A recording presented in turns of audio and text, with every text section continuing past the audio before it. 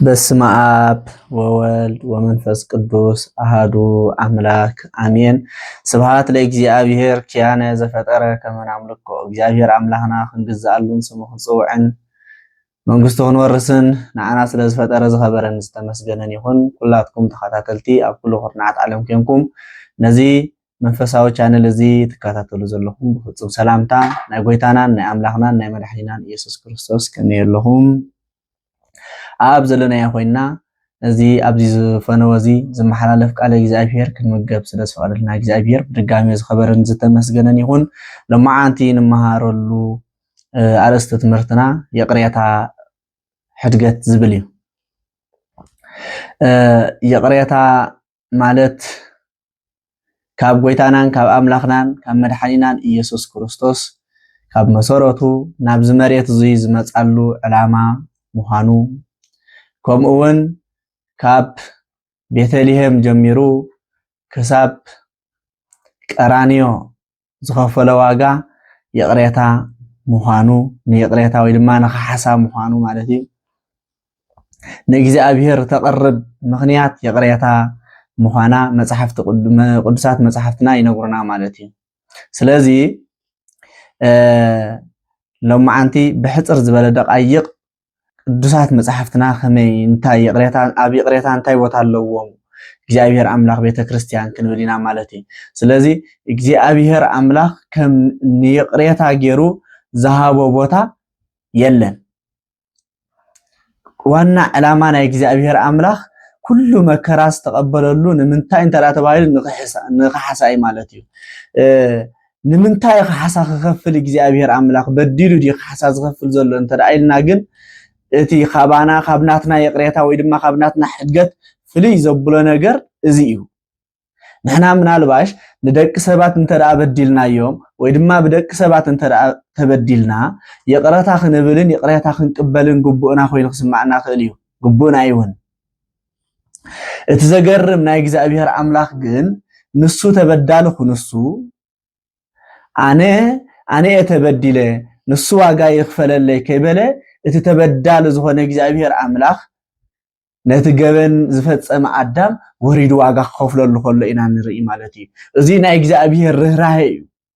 ኣርኣያ ናይ ምዃን ማለት እዩ። እግዚአብሔር ኣምላኽ ካብ ከምዚ ግበሩ ምባል ብተግባር ዘስተምሃረና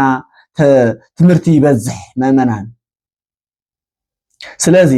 የቅሬታ ማለት እንታይ ማለት እዩ እንተዳ ኢልና፣ ሕድገት ማለት እንታይ ማለት እዩ እንተዳ ኢልና ነታ ኣብ ርእስና ዝወረደ በደል ነታ ኣብ ርእስና ዝወረደ ግፍዒ ነታ ኣብ ርእስና ዝወረደ መከራ ምርሳዕ ዘይኮነስ ምሕዳግ ምግዳፍ ማለት እዩ። ብሓደ ወንጌልና እንታይ ይብል? ብሓደ ጎኒ ገጽካ ዝጸፍዓካ ሓደ ገጽካ መሊስካ ሃቦ ይብል ማለት እዩ። ስለዚ እዚ ማለት እንታይ ማለት እዩ? ነቲ ዝጸፍዓካ ብሓደ ጎኒ ገጽካ ዝጸፍዓካ ብሓደ ጎኒ ገጹ ጽፍዓዮ ዘይኮነ ታይዳ ሓደ ጎኒ ሃቦ ማለት እቲ ንዓኻ ዝጸፍዓካ ዘሎ ትምረት ናይቲ መጽፋዕቲ ምረት ማለት እዩ ሕደጎ ግደፎን ማለት እዩ። ስለዚ እግዚአብሔር ኣምላኽ ስለ ሕድገት ከስተምህር እንከሎ ኣብ ምረተ ቀራንዮ መከራ ስጋ እንዳተቀበለ እንከሎ ብሰብኣውነቱ ብትስብኢቱ መከራ እንዳተቀበለ እንከሎ ኣብ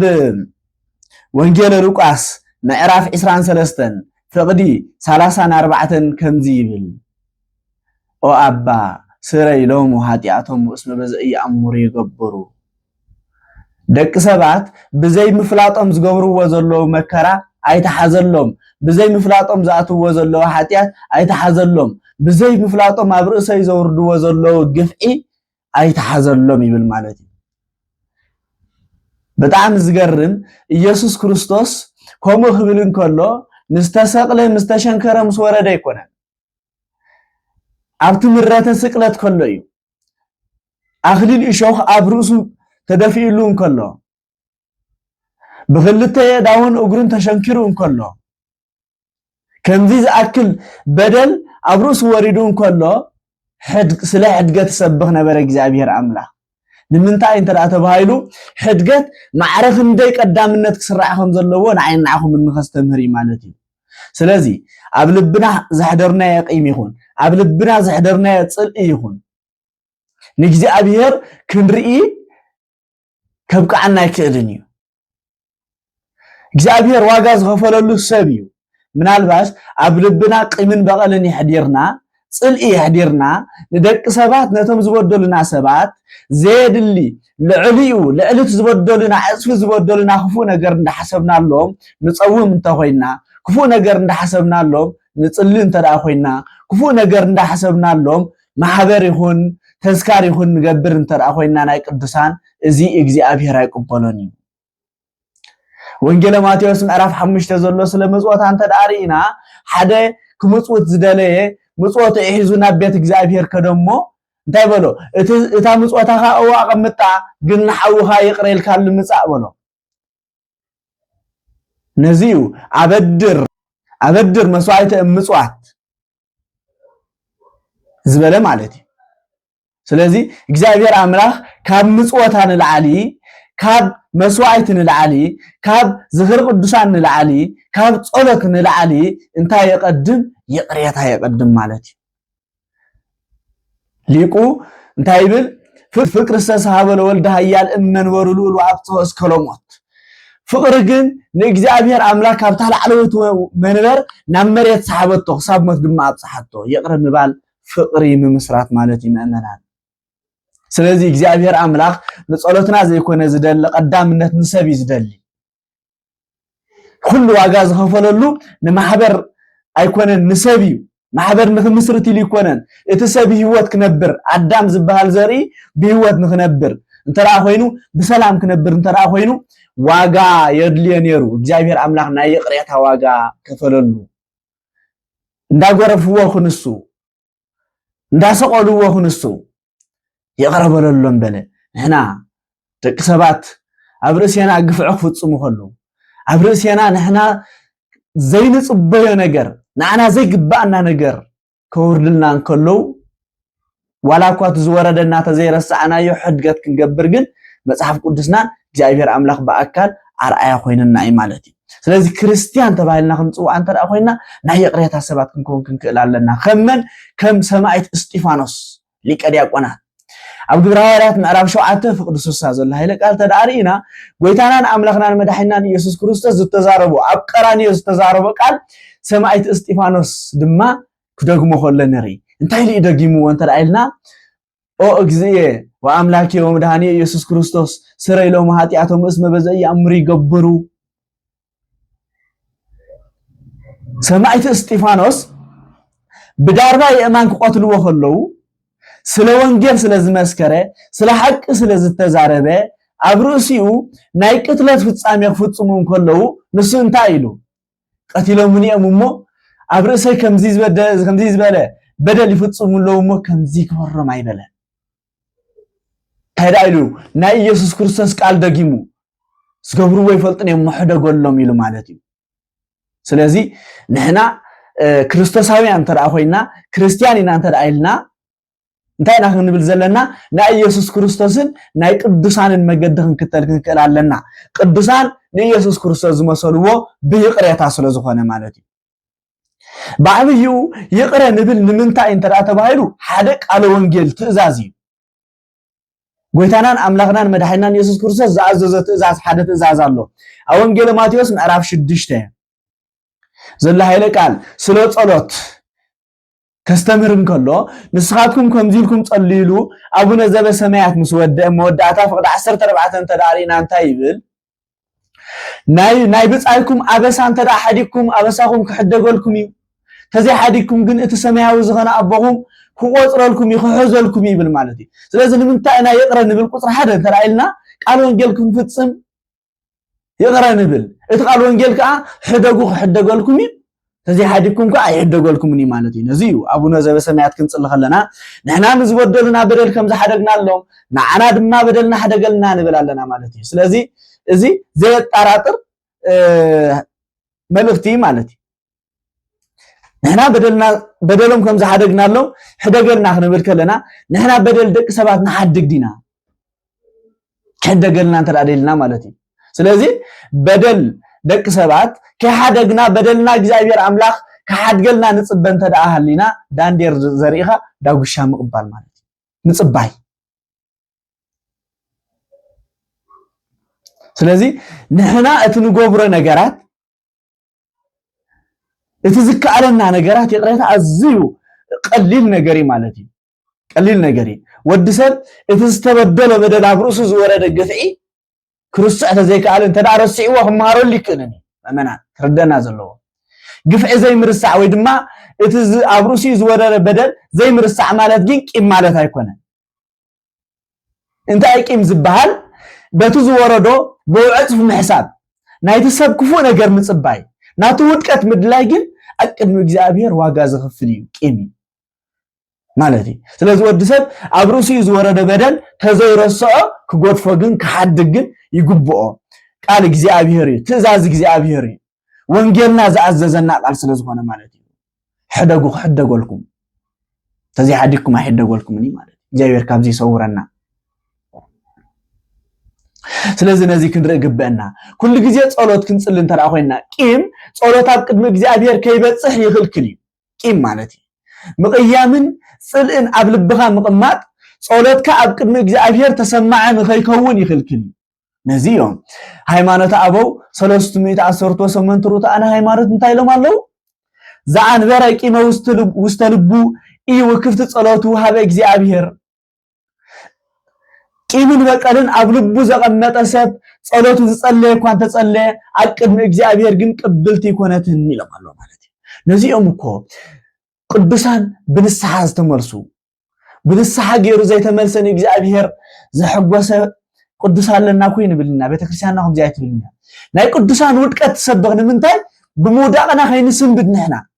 ናይ ቅዱሳን ዝወረደም ግፍዒት ነግረና ስለምንታይ ኣብ ርእስና ዝወርደና ዘሎ ግፍዒ ከይነማርር እግዚአብሔር ከይንወቅስ ኣብ መወዳእታ ዝረኸብዎ ክብሪ ከዓ ትነግረና ስለምንታይ ቂም ብምግዳፎም ይቕሬታ ብምባሎም ይቕሬታ ናይ ደቂ ሰባት ብምቕባሎም ዝረኸብዎ ክብሪ ከዓ ትነግረና ማለት ታሪክ ናይ ቅዱስ ጴጥሮስን ታሪክ ናይ ይሁዳን ተዳርኢና ይሁዳ ጎይቱ ሸይጡ ወይ ጴጥሮስ ጎይቱ ኺዱ ወይ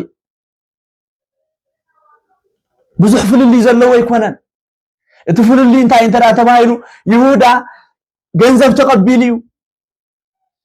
ጴጥሮስ ግን ገንዘብ ኣይተቀበለን ነገር ግን ንጴጥሮስ ናብ ክብሪ ዘብቃዓቶ እንታይ እንተዳ ተባሂሉ ምጣዓስ እዩ ወይ ድማ ብፍጹም ልቡ ይቅረበለለይ ምባል ናይ እግዚአብሔር ኣብ ቅድሚ እግዚአብሔር ሕድገት ምግባር ንሰብ ሕድገት ምግባር ማለት ከዓ ኣብ ቅድሚ እግዚአብሔር ሕድገት ይደልለኹ ኣበሳ ይሕደገለይ ማለት ከም ዝኾነ ጴጥሮስ እንታይ ዝኣክል ክብሪ ረኺቡ እንተራእይልና ናይ መንግስተ ሰማያት መፍቱሕ ኣብ ኢዱ ተረኪቡ ማለት እዩ ናይ መንግስተ ሰማያት መፍቱሕ ከኣትወላን ከዓፅዋን ክኸፍታን ዝኽእል መፍቱሕ ኣብ ኢዱ ተረኪቡ ጴጥሮስ ይሁዳ ኸ መንጸፍ ሲኦል ኮይኑ ስለዚህ ክልቲኦም ብዙሕ ፍልሊ ዘይብሉ ዳርጋ ተመሳሳላይ ክበሃል ዝኽእል ኣብ እግዚአብሔር ክሕደት ዘምፁ ኣብ ርእሲ እግዚአብሔር ሓጢአት ዝፈጸሙ እቲ ብምጣዓስ ወይ ድማ ይቅረበለለይ ብምባሉ እንታይ ገበረ ክብሪ ረኸበ ይቅረብ ዘይምባል ኣብ ቅድሚ እግዚአብሔር ድማ ይሁዳ መንጸፍ ሲኦል ኮነ ካብዚ ሰውረና እግዚአብሔር ኣምላክ ስለዚህ ንሕና ናይ መኒና ናይ ጴጥሮስ ድና ናይ ይሁዳ ኣብ ውሽጥና ዘቐመጥናዮ በደል ኣብ ቅድሚ እግዚአብሔር ጸሎትና ኣብ ቅድሚ እግዚአብሔር ከይስማዕ ዝገብሮ ዘሎ ኣብ ውሽጥና ተቐሚጡ ዘሎ በደል ንቀደም ከነውፆ ግበአና ክንሓድግ ግበአና ምናልባሽ ምስ ብፆትና ዝተባኣስና ሰባት ምስ ሓዳርና ዝተባኣስና ሰባት ምስ ወለድና ዝተባኣስና ሰባት ምስ ሕብረተሰብና ዝተባኣስና ሰባት ክንሉ ንኽእል ኢና ይቕሬታ ኢልና ግን እቲ ዝነበረና ህይወት ክንቅጽለን ዘይክንቅጽለን እግዚአብሔር ይቕሬልካ ማለት ዝነበረካ ህይወት ቀጽሎ ማለት ኣይብልን እግዚአብሔር ኣብ ውሽጥኻ ግን ሕድገት ክትገብር እቲ ቂም ንሱ ኣብ ውሽጥኻ ከተንብረ ይብልካን ይብል ክትቅጽለን ኣይትቅጽለን ዝነበረካ ህይወት ግን ናትካ ግላው ሓሳብ ይኸውን ምእመናን ስለዚህ ኣብ ውሽጥና ቂም ኣይነቐምጥ ኣብ ውሽጥና ክፉእ ነገር ኣይነቐምጥ ጽሊእ ኣይነቐምጥ ልቢ እግዚአብሔር ልቢ ወዲ ሰብ ዝተፈጥረ መሕደር እግዚአብሔር ክኸውን እዩ ስለዚህ ንእግዚአብሔር ክንመስል እንተራ ኮይና ሐዋርያት እግዚአብሔር ዝመሰሉ ብምንታይ ብይቕሬታ ሕድገት ቅዱስ እስጢፋኖስ አቀድምና ከም ዝበልና ብምንታይ ንኢየሱስ ክርስቶስ መስልዎ እንተራይልና ብይቅሬታይ ናቶም ዝቆትልዎ ነቶም ኣብ ርእሲ መከራ ዘርግፍሉ ዝነበሩ ናቶም ሕማቅ ኣይተመነየን ኣጥፋእዮም ኣይበለን ደምስሶም ኣይበለን ሕደገሎም ኢሉ ስለዚ ኣብ ርእስና በደል ዘውርዱ ሰባት ሕደገሎም ክንብል ከለና በደልናትና ሕደገልና ማለት እዩ እስከ ርእስና ንፈትሽ እግዚአብሔር አምላክ ዝተበደለ በደል ደይበዝሕ ኣብ መስቀል ዝተቀበለ መከራ ደይበዝሕ ኣብ ርእስና ብደቂ ሰባት ዝወርድ ዘሎ ግፍዒ ወይ ድማ ኣብ ርእስና ብደቂ ሰባት ዝወረደ መከራ አይና ይበዝሕ ነማዛዝኖ ናይ ሰማይን ናይ ምድር ፍልል ያለው ስለዚ ኢየሱስ ክርስቶስ እግዚአብሔር አምላክ እኳ ምረት ናይ ቀራኒዮ ምረት ኣብ ስቅለት ዝተቀበለ ምረት እንዳራየ እንዳተቀበለ ሕድገት ዝበለ ናቱ ዝበዝሕ መከራ ከሎ እኳ ሕድገት ዝበለ ዝሓደገ ሕደገሎም ኢሉ ዝጸለየ ንሕና ብዘይጠቅም ሎሚ ደቂ ሰባት ከም ንደልዮም ስለዘይኮንልና ኣብ ውሽጣ ንሕዘሎም ተደኣ ኮይና ናይ መን ኢና ንሕና ክርስቲያንና ክንባሃሉን ኣይንከኣለን ኢና ማለት እዩ እስከ ምእመናን ንቅዱስ ዮሴፍ ንመልከት ቅዱስ ዮሴፍ ወዲ ያዕቆብ ብሕዋቱ ዝተሸጠ ናብ ግብፂ ወነበረ እግዚአብሔር ምስሊሁ ተባሂሉ ዝተጸውዐ ወላ እኳ ብሕዋቱ እንተተሸጠ ዘተ ሰይጠ ምስለ ዮሴፍ ምስ ዮሴፍ ድማ ተሸጠ ተባሂሉ እግዚአብሔር ዝተነግረሉ ንሱና ባሪያ ኢሉ ዝተሸጠ ንጉስ ዝኾነ ቅዱስ ዮሴፍ መመክሕና ናይ ቅሬታ መምህርና ኢልና ንጽውዕ ዘለና እንታይ ስለ ዝገበረ እዩ እንተራኢልና ነቶም ዝሸጡ ይሕዋቱ ቂምን በቀልና ብልቡ ስለ ዘየቀመጠሎም ሕድገት ስለ ዝገበረሎም ይቅረብ ስለ ዝበለሎም ኣብ ኦሪት ዘፍጥረት ምዕራፍ 50 ጀሚርና ካብ ፍቅዲ 15 ክሳብ 20 ዘሎ ሃይለ ቃል ንመልከት ታሪክ ባዕሉ ክነግረና እዩ ቅዱስ ያዕቆብ ናይ ደቂ ሰባት ዕድመ ገዲብዎ ዕድሜ ኣኸለሞ ሞተ ይሕዋቱ ግን ደቂ ያዕቆብ ግን ኣዝዮም ተረበሹ ኣዝዮም ተባሳጮም እንታይ ኢሎም ተረበሹ እንተራ ኮይኑ ቅድሚ ሕጂ ኣቦና ስለ ዝነበረ ነቦና የኽብሮ ስለ ዝነበረ ነቦና ይፈትዎ ስለ ዝነበረ ዝገበርናያ በደል ሓዲግልና ነይሩ ኣብ ርእስና እቲ ዝገበርናያ በደል ኣብ ርእስና ይፈረደና ሕጂ ግን ክፈርድና ኢሎም ተረበሹ ኣብ ቅድሚ ዮሴፍ ድማ የቅረበለልና በሉ ንሱ ናይ እግዚአብሔር እዩ እቲ ፍርዲ ናይ እግዚአብሔር እዩ ናተይ ኣይኮነን ንዓይ ድማ እንተሸጥኩምኒ ንሰምናይ ኣይኮይን እዩ ኣነ ናብ ግብጽ ተዘሽየጥ ነይረ ህዝቢ ግብጽ ድማ ኣብ ግብጽ ዝነበሩ ህዝቢ ድማ ብጥሜት ምስተጠቁዑ ነይሮም ብጥሜት ሞቱ ነይሮም ለካስኩም ሸጥኩምኒ ናይ እግዚአብሔር ጥበብ ነበረ ናብዚ ብምምጽአይ እንታይ ገበረ ንህዝቢ ግብጽ ከድሕኖም እግዚአብሔር ብጥበቡ ናብዚ ልኣኸኒ እግዚአብሔር ምስኡ ስለ ዝነበረ ናብ ጓሳ ወይ ድማ ናብ አገልጋሊ ዝተሸጠ ዮሴፍ ናብ ምን ኮይኑ ናብ ንጉስ ኮይኑ ማለት እዩ ዮሴፍ ናይ ኢየሱስ ክርስቶስ ምሳሌ ነበረ ኣብ ደቁ ወይ ድማ ኣብ ሕዋቱ ቅዱስ ዮሴፍ ኣብ ሕዋቱ ቂምን በቀልን ብዘይ መሓዝ ሕድገት ብምግባር ኢየሱስ ክርስቶስ ድማ ኣባና ኣብ ደቂ ሰባት ኢየሱስ ክርስቶስ ንዓና ከድሕን ኢሉ ብምምጽኡ ካብ ቤተልሔም ጀሚርና ናብ በረኻ ግብጽ ኣሳደድናዮ ኣብ ገዳመ ቆሮንቶስ ተፈተነ ብፍጥራቱ ኣብ ኢየሩሳሌም ተፈተነ ክሳብ ስቅለት በጽሐ ናይ ሕስረት ምልክት ተሰቀለ ስቅለት ማለት እንታይ ማለት ይነሩ ቅድሚ ኢየሱስ ክርስቶስ እንተዳኢልና ኣዝዩ ክፉእ በደል ዝበደለ ሰብ ሕሱር በደል ዝበደለ ሰብ ዝኽፈሎ ዋጋ ነበረ ንዓና ግን እሳቶም ግን ኣዝዩ ክፉእ በደል ዝበደለ ሰብ ዝኽፈሎ ዋጋ እንዳኸፈልዎ ከለው ሕደገሎም ይቅረበሎም እምበር ኣብ ውሽጡ ቂምን በቀልን ኣይቀመጠን ስለዚ ተማሃሩ እምንየ ስለ ዝበለና ንሕና ናይ ክርስቶስ ካብ ኮና ንዝበደለና ሰብ ክንሓድገሉ ኣለና ንምንታይ ንክርስቶስ ክንመስል ምእንቲ ንምንታይ በደልና ክሕደገልና ምእንቲ ማለት ብዓብዩ ውሽጣዊ ሰላም ክንረክብ ምእንቲ ኣብ ውሽጡ ቂምን በቀልን ዘቀመጠ ሰብ ውሽጣዊ ሰላም የብሉ ወራዱ ውሽጣዊ ሰላም የብሉ ስለምንታይ ከመይ ገይሩ ውሽጣዊ ሰላም ክህልዎ ኣብ ውሽጡ ርስሓት ይቀሚጡ ዘሎ ኣብ ውሽጡ ቅርሕንቲ ይቀሚጡ ዘሎ ኣብ ውሽጡ ጽሊ ይቀሚጡ ዘሎ ንዝረኸበ ሰብ ይጻላእ ሰብ ከኣምን ኣይክእልን ስለዚ ታይና ንገብር ዝግበአና እንተ ደኣ ኮይኑ መጀመርያ የቀረ ናይ ቃል ዘይኮነ ከውሽጥና የቀረ ክንብል ኣለና ነቲ ይቅረ ምባል ድማ ወይ ድማ ይቅረ ኢሎም ዝሓተቱና ሰብ ክንቅበሎም ኣለና ኢየሱስ ክርስቶስ ብዙሓት ይቅረ ኢሎም ዝመፅዎ ተቀቢሉ እዩ ንዓና ድማ ክንቅበል ኣዚዝና እዩ በደሎም ሕደጉሎም ኢሉ ትእዛዝ እዩ ክንዓድግ ኣለና ማለት ነው ስለዚህ ብዙሓት ሰባት ዝሰሓበ ኢየሱስ ክርስቶስ ይቅሬታ ብምቅባል ካብ ኮነ ንሕና ድማ ይቅሬታ ክንብል ኣለና ክንቅበል ክንክእል ኣለና ማለት እዩ ውሽጣዊ ሰላም ክንረክብ እንተ ደኣ ኮይና እግዚአብሔር ኣብ ውሽጥና ክነግስ እንተ ደኣ ኮይኑ ደቂ እግዚአብሔር ክንከውን እንተ ደኣ ኮይና ንእግዚአብሔር ክንመስሎ እንተ ደኣ ኮይና ከዓ ንዝበደልናዮም ሰባት ፈሊጥና ብዝበደልናዮም ሰባት ከይፈለጥና እውን ዝበደልናዮም ሰባት ድማ ይቅረ በለለይ ሰማያዊ ኣቦይ ይቅረ ንኽብለለይ ስኻ ይቅረ በለለይ ናይ ምባል ድማ ካብ ቅዱሳን ዝተምሃርናያ ትምህርቲ ማለት እዩ ቅዱስ ይቅሬታ بتكبر زفتسمي قدوس باولوس انت لارئينا